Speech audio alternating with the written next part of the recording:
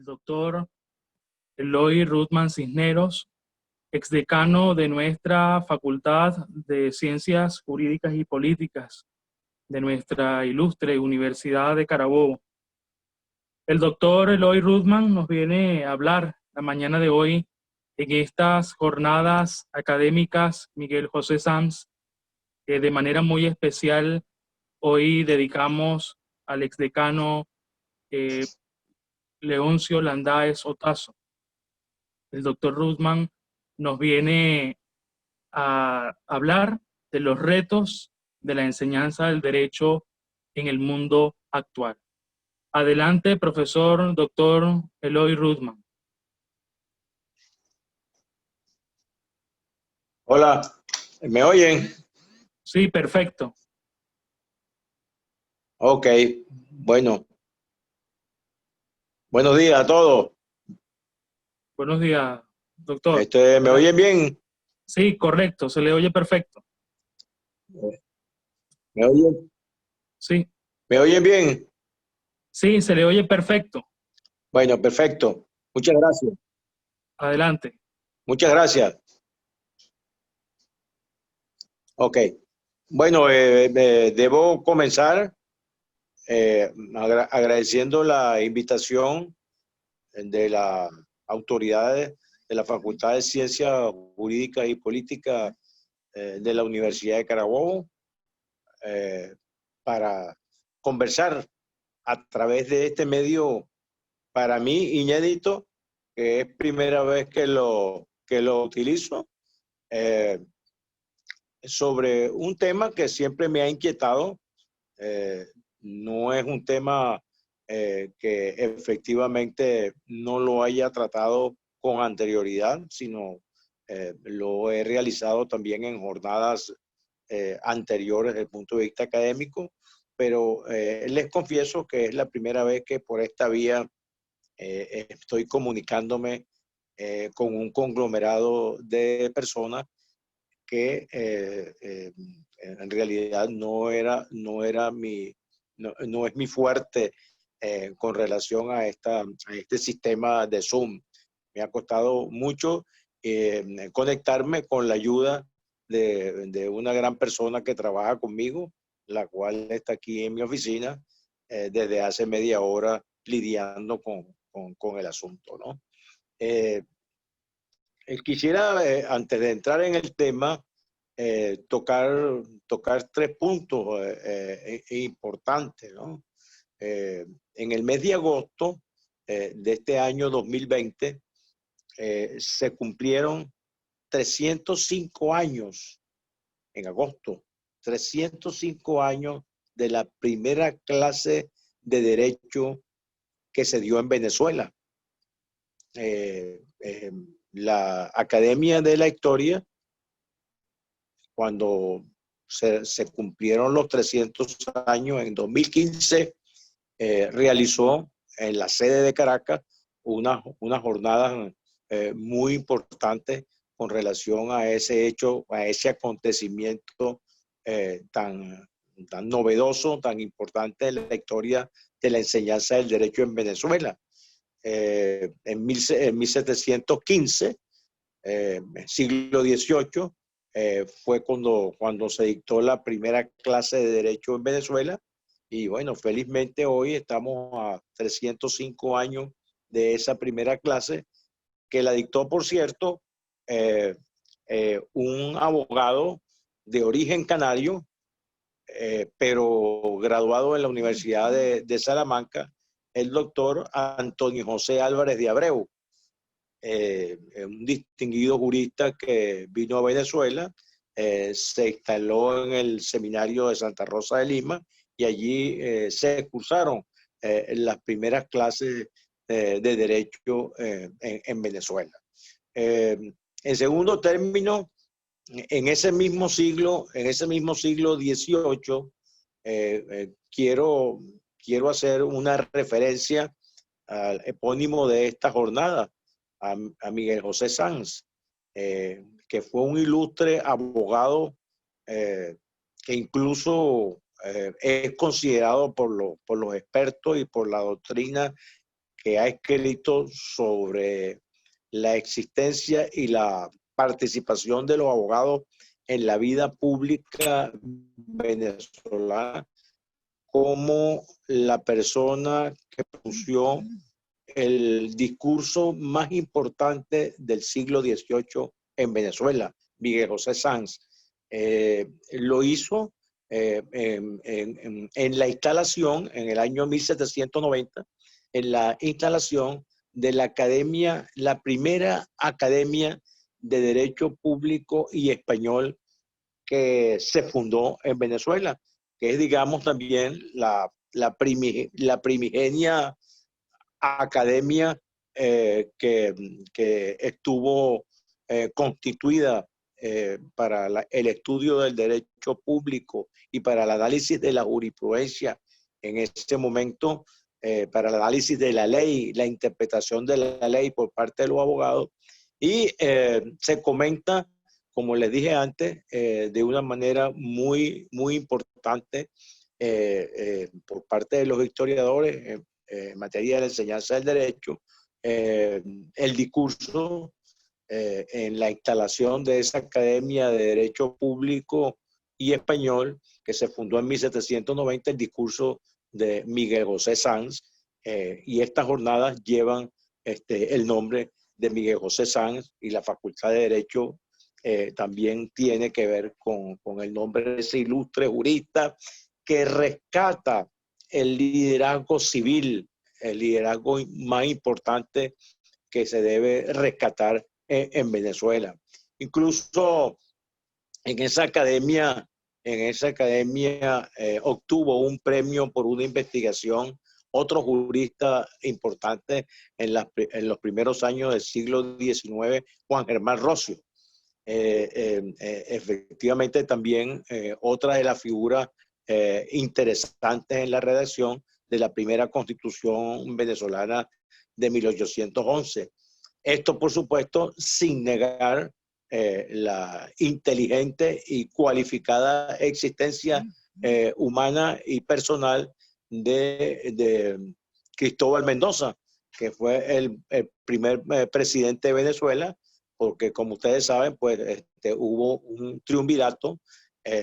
luego en Venezuela hubo la ruptura de 1811, hubo un triunvirato que lo presidió Cristóbal Mendoza, donde el ministro de la Defensa, para ponerlo de algún término, era el generalísimo Francisco de Miranda. Debo también hacer una alusión muy especial, ya no en el siglo XVIII, sino en el siglo XX, a las personas que han escogido las autoridades como en honor a la cual se hacen estas jornadas. Miguel José Sanz, que es al profesor Leoncio Landae Otazo. Leoncio Landae Otazo, que fue decano de la Facultad de Derecho, fue gran maestro mío y con el cual mantuve una inalterable y continua amistad durante toda mi vida profesional y académica. Cuando fui decano me acompañó en mi gestión y luego tuve la oportunidad de pronunciar el discurso de su lanzamiento como decano. Fui su alumno en primer año de Derecho Público. Leoncio Landae, a través de su enseñanza muy pedagógica, tuve por primera vez en mi vida el contacto con los clásicos del derecho público, entre otros Carré, Malver, Juan Bautista Alberti, los clásicos más importantes del derecho público en la concepción del Estado, en la concepción de la soberanía,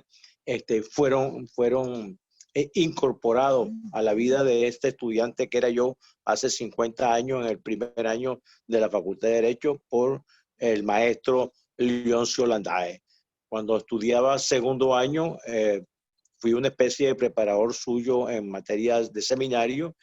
y tuve el orgullo de cuando se fue Landaes a hacer el primer posgrado fuera de Venezuela, siempre me mandaba una tarjeta de Navidad que yo recibía con gran cariño y con gran satisfacción siendo un estudiante de primer año o de segundo año. Al final de la vida, pues siempre nos reuníamos, incluso publicó una antología de sus discursos en la Universidad de Carabobo, donde yo tuve el honor, a su voluntad, de escribir el prólogo de ese libro, el cual siempre, cuando nos reuníamos, lo disfrutábamos mucho, porque en compañía de la gran Nelly, lo leíamos de nuevo el prólogo y desentrañábamos todas las metáforas que yo pude lograr en ese prólogo que le escribía a Landaes y que en realidad fue inspirado en la gran amistad y el gran cariño que yo sentí por ese maestro, al cual, por cierto, también despedí el día de su muerte en la facultad, en la nueva Facultad de Ciencias Jurídicas y Políticas, un día asiago para el derecho público y para el derecho mercantil en Venezuela. Yo creo que ese recuerdo, esa memoria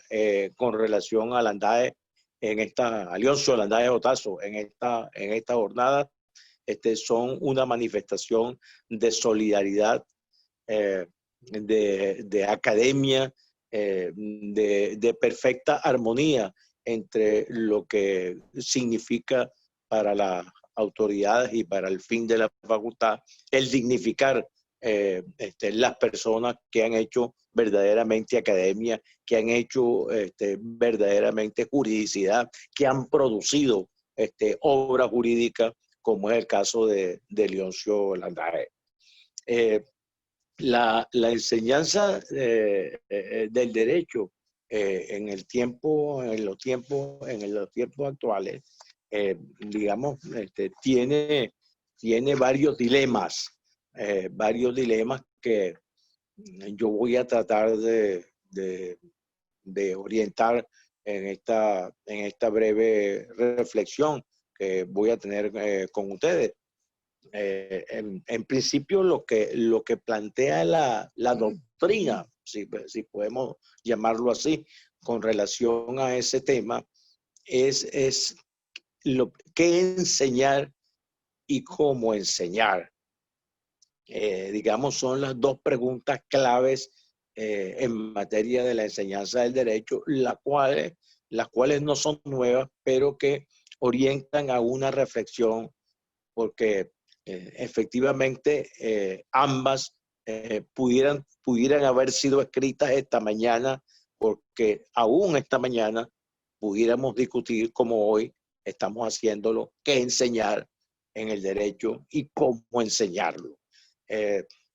Con relación a la primera conversación, o a la primera pregunta, o a la primera interrogante en cuanto al tema de qué enseñar, lo primero que habría que plantear es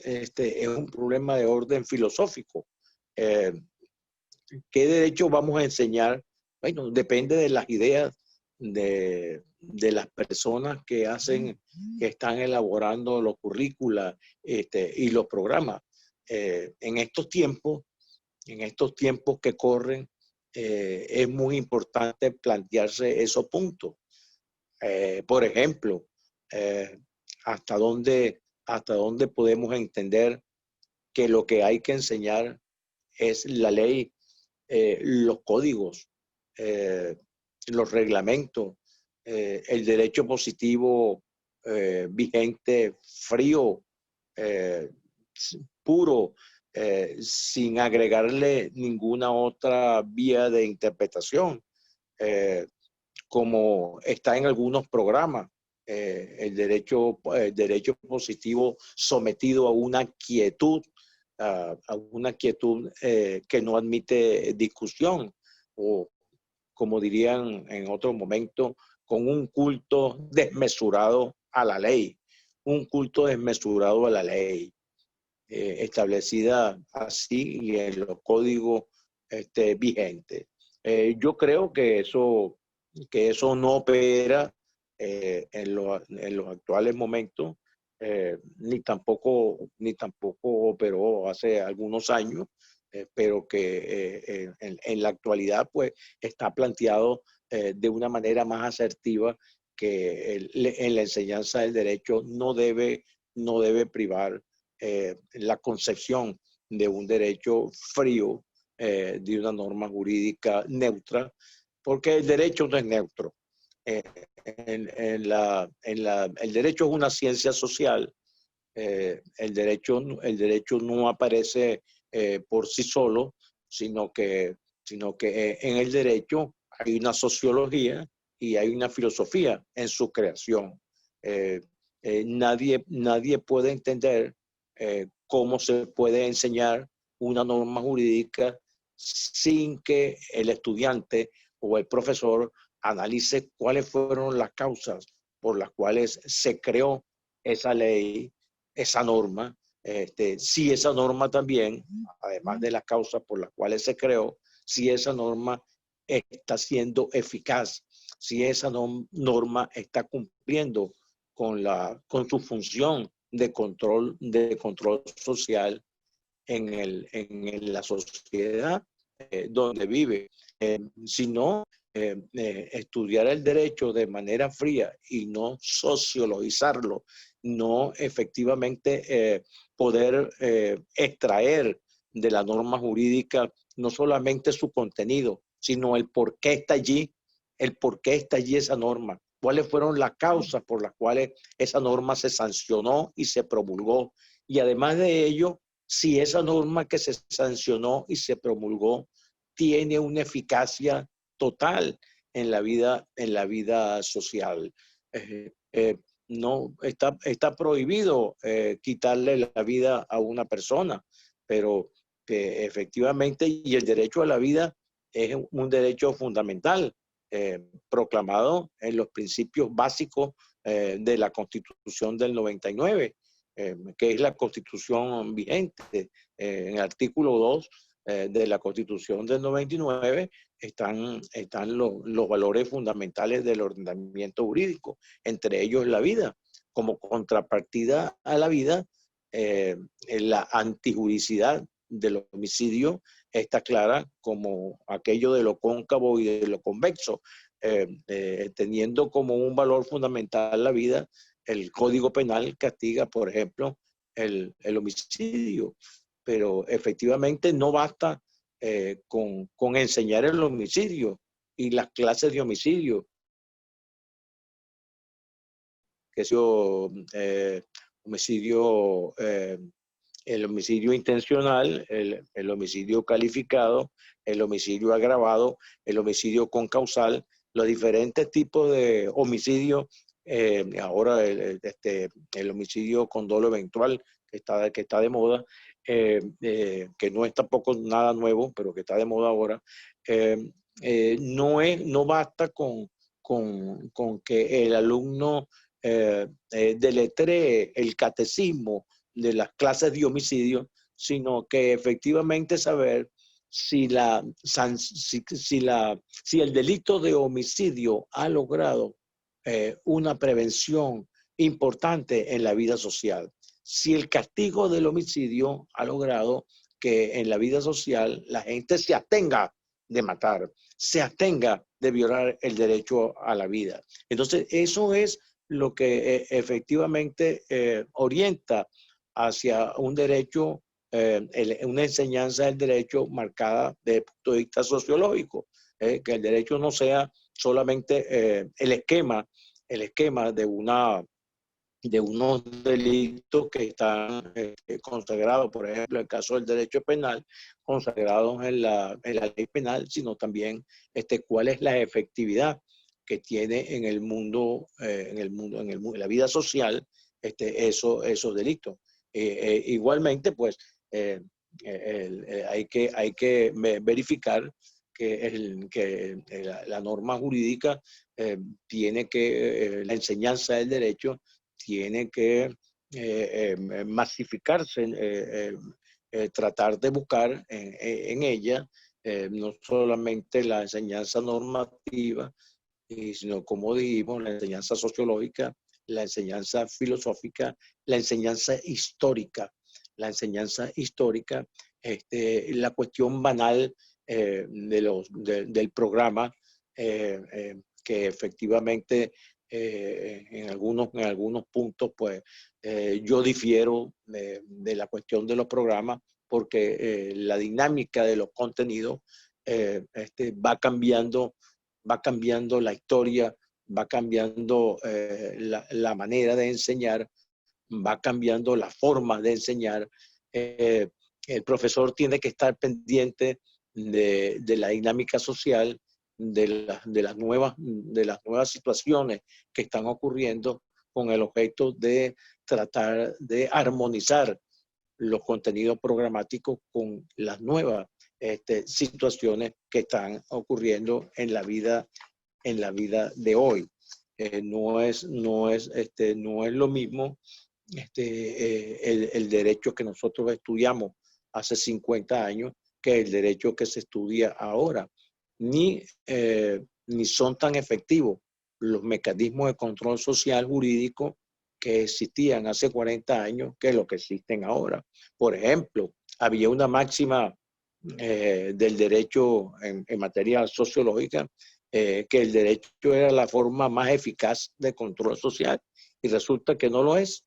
que en la actualidad el derecho no es la forma más eficaz de control social. Como ustedes saben, existen otras formas más eficaces de control social que la jurídica. Incluso en algunas zonas geográficas existen mecanismos de control social distintos a lo jurídico. Entonces, esas situaciones hay que orientarlas, hay que manifestarlas cuando uno recurre en algún momento a aquella máxima que el derecho es la forma más eficaz de control social. Esa máxima ya no es la máxima más importante de la historia del derecho en Venezuela, sino que efectivamente el derecho pues ha sido sustituido, ha venido siendo, por desgracia, la norma jurídica sustituida por otra forma de control social, como lo hemos visto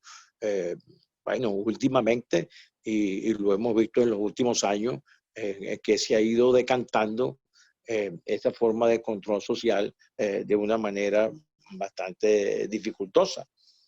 Por ejemplo, en el derecho constitucional, para poner una materia que yo creo que se debe amplificar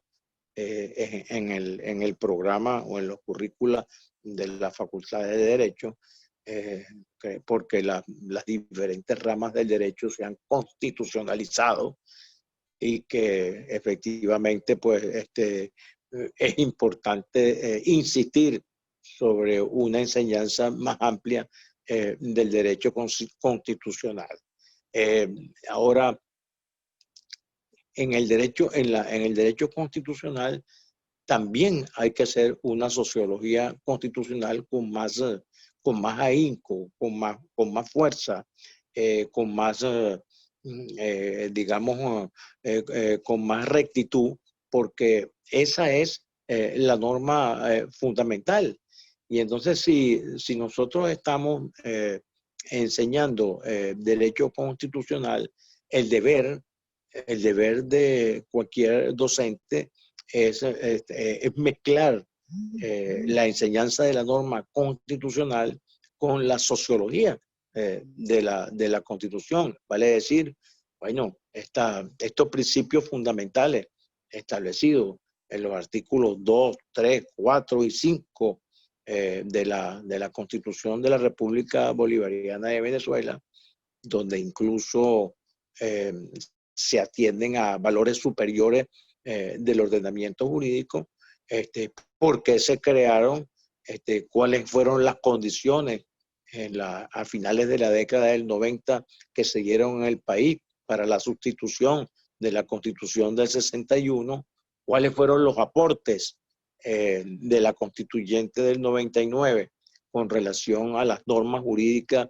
y a la proclamación o a la positivación de derechos fundamentales en esa constitución, pero así también como decir y proclamar que como fue importante la positivación de derechos fundamentales en la constitución del 99, no es menos cierto que con eso termina el problema. El problema no es ahora únicamente que se hayan positivizado los derechos fundamentales, no, el problema es que se cumplan, es decir, que tengan alguna eficacia los derechos fundamentales y que esta constitución no sea,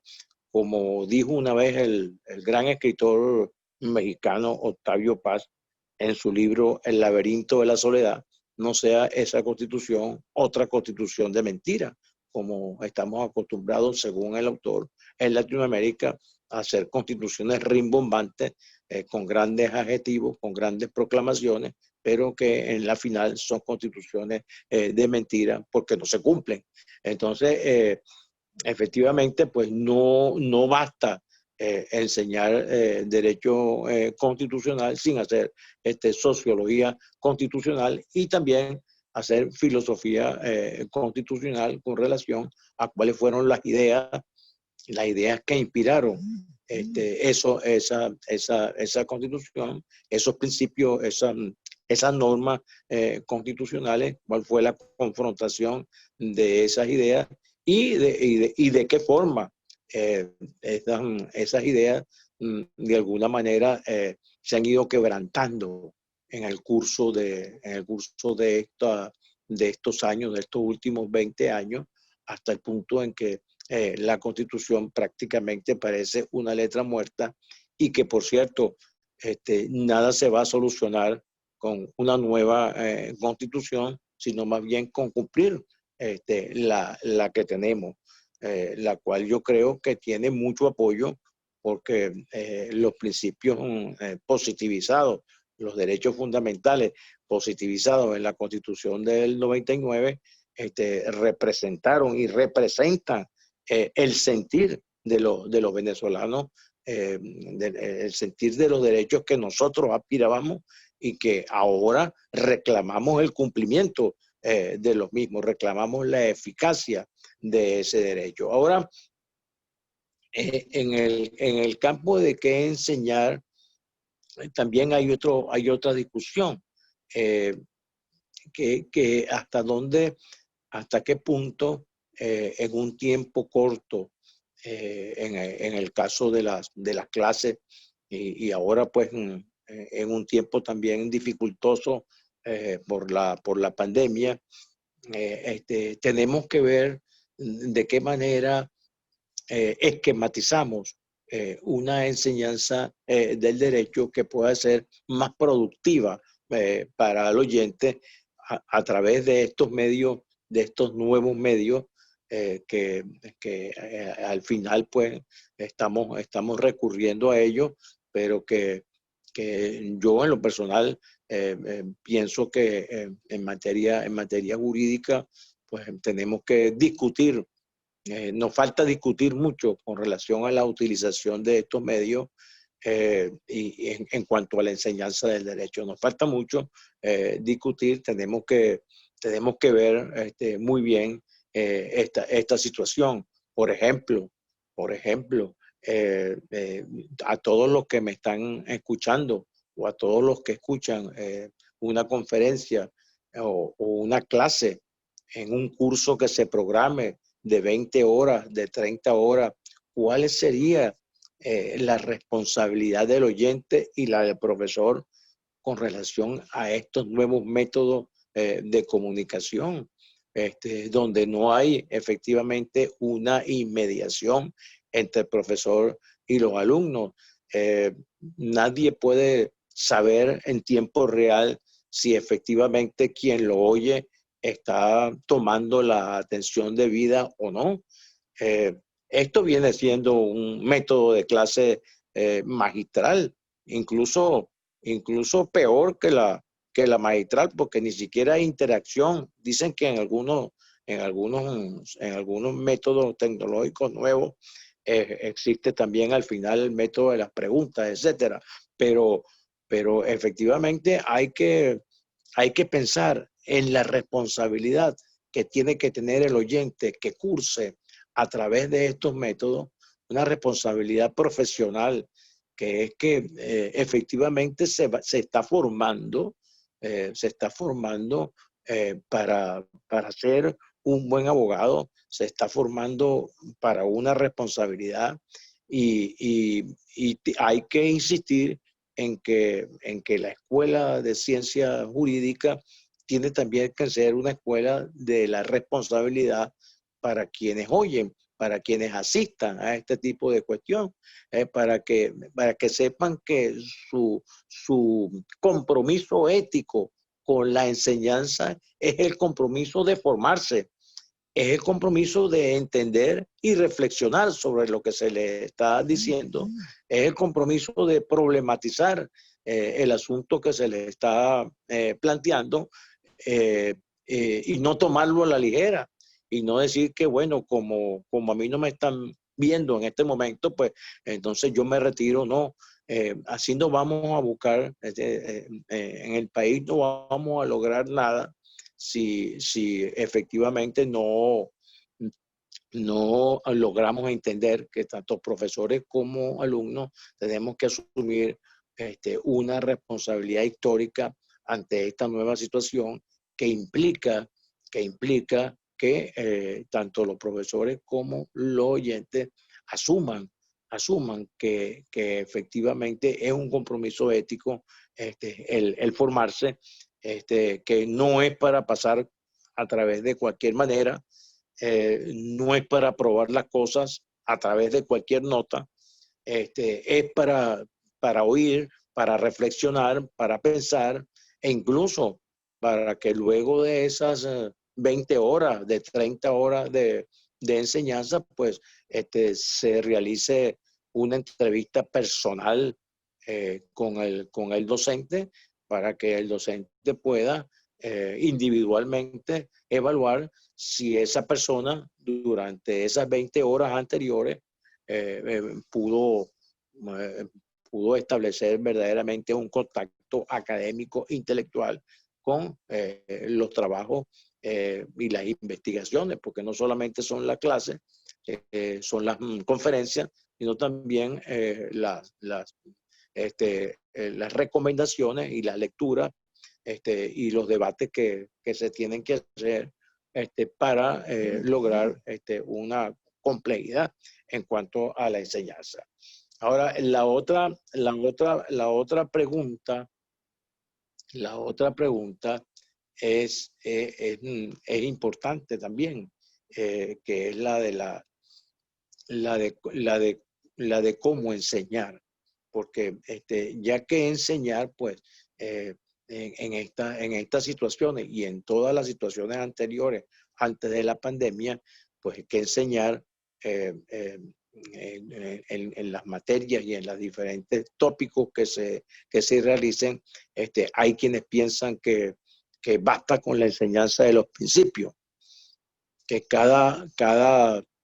rama del derecho está orientada por unos principios fundamentales y efectivamente quien conozca los principios, quien los haya asimilado, quien los haya analizado, quien los haya estudiado, quien conozca los principios constitucionales maneja la Constitución. No es necesario que conozca todo su articulado, pero sí que conozca cuáles son los principios fundamentales de la Constitución y cuáles son los principios fundamentales, por ejemplo, del proceso penal, que están ya positivizados en el mismo código y que son una orientación filosófica transversal de todas las normas que pueden resolver cualquier conflicto que se presente en la estructura normativa del texto constitucional o del texto procesal penal. El conocimiento de los principios en toda la materia es fundamental. Y yo creo, y siempre lo he indicado, y en eso coincido con algunos doctrinarios muy sabios en esta materia, que el conocimiento de los principios en las materias que uno puede orientar, la reflexión con relación a los principios en la materia que uno puede orientar, son la mejor herramienta para que el discente, el alumno, pueda absorber las normas que orienten, que desarrollen esos principios, que no es necesario, digamos, enseñar, digamos, todas las instituciones que no sean tan fundamentales en una estructura jurídica, sino que además de ello, pues, además de ello, pues,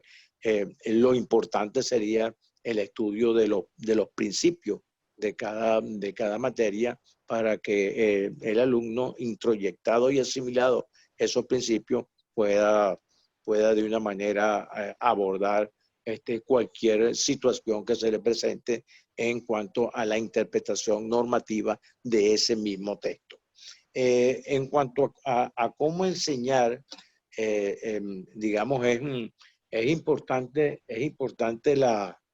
este punto, antes de la pandemia y después o sea, antes de la pandemia, en la pandemia y después de la pandemia. Nadie sabe cuándo termina. Entonces tenemos que prepararnos como si en un tiempo indeterminado, con relación a este punto. Entonces, esta conferencia, que son magistrales, digamos, desde el punto de vista teórico, son importantes a través de estos mecanismos tecnológicos, pero también es importante que las conferencias que se planifiquen en el campo de la enseñanza,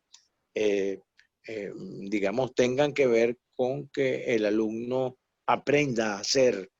aprenda a aprender. Y para ello, la enseñanza del derecho tiene que problematizarse. Algún profesor decía en una clase donde yo asistí una vez, decía que los clientes le llegan a los abogados con problemas, le plantean a los abogados problemas. Ningún cliente le plantea a un abogado cuando lo ve, o le dice o le pregunta a un abogado si él conoce el artículo tal del código tal, o si conoce la Constitución, que por favor se la recite. No, le trae un problema. Y entonces el deber del abogado es buscar, articular y estudiar para la solución de ese problema. Ahora, si a uno lo enseñan únicamente en el campo normativo y no se problematiza la enseñanza, si uno no le trae problemas al alumno en el aula, pues va a ser muy dificultoso que el alumno, cuando se gradúe, se encuentre, pueda ejercer la profesión donde todo es problemático, donde efectivamente las cosas que se nos plantean son problemas, son preguntas con relación a puntos jurídicos que no tienen que ver ni con el 1185 del Código Civil, ni con el artículo tal del Código Penal, sino de la interpretación que nosotros tengamos y de la praxis, del saber hacer, del saber resolver problemas jurídicos. Por eso, llevar problemas jurídicos a la clase para que el alumno los resuelva es más importante que la clase misma, porque de esa manera uno va orientando la enseñanza con relación a la solución de problemas. Y entonces, cuando el alumno va al ejercicio o va al foro jurídico, y tiene que enfrentarse a una situación, pues ya tiene las herramientas intelectuales suficientes como para poder enfrentar efectivamente lo que necesita un abogado, que es resolver los problemas que le plantean los clientes, porque está, digamos, adecuado, formado con relación a los problemas. El debate sobre la doctrina, el estudio de la jurisprudencia comparada y la interpretación de la jurisprudencia, son asuntos importantes que deben constituir puntos esenciales en la enseñanza, en el cómo enseñar, que son los dos pilares fundamentales: el qué enseñar y el cómo enseñar. ¿Qué enseñar? Bueno, enseñen principios. Enseñen principios. ¿Cuáles son los principios que orientan el derecho constitucional? ¿Dónde están los principios fundamentales que orientan la Constitución? ¿Dónde están los principios fundamentales del proceso penal? ¿Cuáles son los principios fundamentales del derecho administrativo? El que conozca y maneje esos principios, pues está efectivamente con absoluta claridad desarrollando asuntos importantes para la vida. Y además de eso, conociendo y reflexionando sobre esos principios, pues efectivamente podrá resolver los problemas que se le planteen en la enseñanza propiamente dicha, en el cómo enseñar cuando el profesor le plantee problemas para la enseñanza. Es decir, los grandes pilares, para concluir, los grandes pilares serían qué enseñar y cómo enseñar. Esos serían las grandes preguntas fundamentales que en el campo de la enseñanza del derecho en el actual tiempo de hoy se deben hacer en la facultad, y que yo recomiendo, incluso lo practico